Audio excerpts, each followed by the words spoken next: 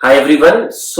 बहुत समय से मैं ये वीडियो बनाना चाहता था just to show you the efforts of a student who have got great rank in the past.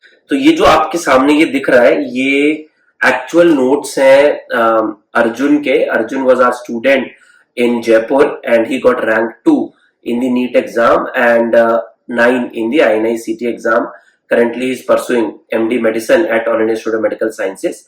तो ये उसने जो भाटिया के क्लासरूम में नोट्स बनाए थे वो वाले नोट्स हैं और उसने कैसे पढ़े उसके बारे में बात करूंगा और इस एक मंथ को किस तरीके से एफिशिएंटली यूटिलाइज कर सकते हैं इस बारे में भी बात करूंगा। तो मैंने क्या किया है, ये देखो मैंने इसको ना डिवाइड किया है। ये फर्स्ट ईयर के नोट्स हैं, ये सेकेंड ईयर के हैं, ये थर्ड ईयर के हैं, ये दोनों फाइनल ईयर्स के हैं और ये शॉर्ट सब्जेक्ट्स के नोट्स हैं। तो ये एग्जैक्ट क्लासरूम नोट्स हैं what he made when he was writing and preparing it.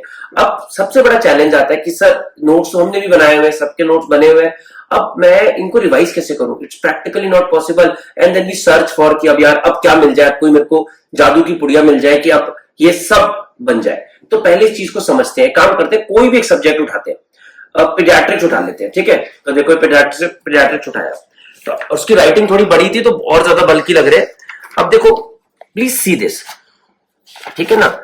क्या हुआ देखो, मार्किंग है नोट्स में, ये जो हाईलाइटेड पॉइंट्स है ना ये वो पॉइंट्स हैं जो हमको लास्ट मिनट पर रीड करने हैं। देखो हर स्टूडेंट के वो अलग हो सकते हैं, तो ये वो पॉइंट्स हैं जो लास्ट मिनट पर हमको रीड करने हैं।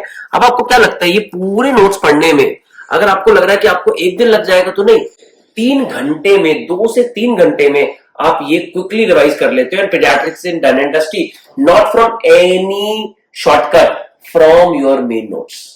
ओके, एक काम करते हैं, एक और सब्जेक्ट डर्मा उठाते हैं। देखो डर्मा, ये पूरी डर्मा मतलब बहुत बार पूछते हैं ना सर, मेरे को पूछते हैं sir one shot enough, is sir ये शॉर्ट कोर्स इनफ? मैं कहता हूं नहीं, इनफ क्या है, इनफ आपके मेन नोट्स है, पर सर इतने बड़े नोट्स तो पढ़ नहीं सकते। तो ये देखो यही मेहनत आपको करनी है, ठीक है?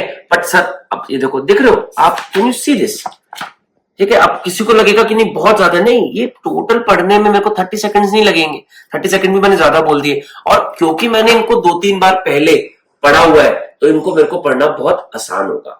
तो मेरे जो सारे एफर्ट्स हैं जब मैं प्रिपरेशन कर रहा हूं वो इस चीज में लग रहे हैं कि मैं उनको कैसे कंसोलिडेट कर रहा हूं, कैसे वो वाला स्टफ जो मेरा फॉरगेटेबल है उसको एग्जाम के पास पढ़ रहा हूं, कैसे जो चीजें मैंने समझी है उनको समझ के साइड में करता चले जा रहा हूं, हर बार मल्टीपल अंडरलाइनिंग करता जा रहा हूं, हर बार अंडरलाइनिंग चेंज करता जा रहा हूं, और जो अंडरलाइनिंग मेरी बढ़ रही है अगली बार में मैं उसी को पढ़ रहा हूं।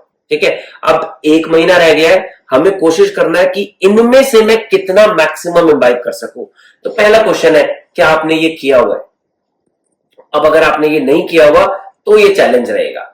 तो हमको कंसोलिडेटेड रिसोर्सेज के ऊपर भागना पड़ेगा।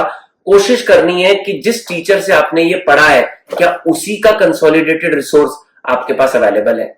आपने मेरे से रेडियोलॉजी पढ़ी है तो क्या मेरा कोई कंसोलिडेटेड रिसोर्स आपके पास अवेलेबल है? और इसीलिए हर टीचर आज की डेट में मल्टीपल टाइप्स में सब्जेक्ट को पढ़ा रहा है। मैंने रेडियोलॉजी आपको 3 दिन भी पढ़ाई है, मैंने आपको 2 दिन भी पढ़ाई है, मैंने आपको 1 दिन भी पढ़ाई है, और 1 शॉट प्रोग्राम में 4 घंटे भी पढ़ाई है। तो अगर आपको लगता है आपने खुद अपनी तरह कंसोलिडेट नहीं किए हुए तो मेन नोट्स उठाओ, 1 शॉट प्रोग्राम को सामने रखो और 1 शॉट प्रोग्राम के साथ क्विकली मेन नोट्स को रिवाइज करते चले जाओ। इससे बढ़िया तरीका लास्ट 1 मंथ ऑफ प्रिपरेशन में हो ही नहीं सकता। अगर आपके नोट्स खुद के अंडरलाइंड है ऐसे तो ये बेस्ट है। इसको बैकअप करो एक उस सब्जेक्ट के टेस्ट के साथ, और एवरी वीक जीटी पे I am telling you this is an ideal utilisation of your 1 month of preparation.